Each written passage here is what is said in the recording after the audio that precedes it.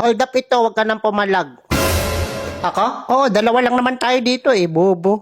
Mamili ka, pera o buhay mo. Wala bang ibang choices yan? Ano to, exam, multiple choices?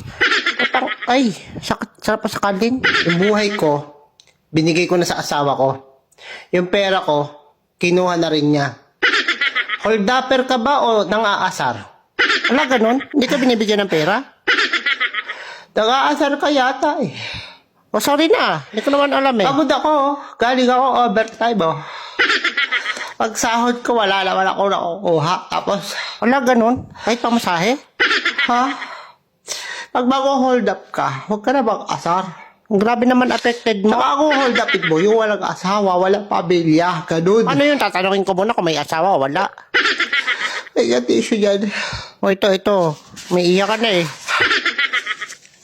Pag hold up lang, walang asaran. Hindi ko naman alam eh. Ang iinis ka eh. Sige, sa susunod tatanungin ko kung Sukat sige. mo, nabubuli ka pa eh. Nag-hold up ka na, nabubuli ka pa. Hindi ko nga sadya, hindi ko alam. Dalawang kaso yan. Wala, ganun ba yun? Bullying and hold upping. Uy, totoo yun? Meron yata nun. Sige na, hindi na kita hold upin. Hingan mo pa akong tiso. Sige na, Hayop. balis ka sa harap ko, nakakalibad-baran ako sa mukha mo.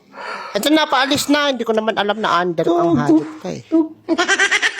Ang lakas mo, asaro, hayop.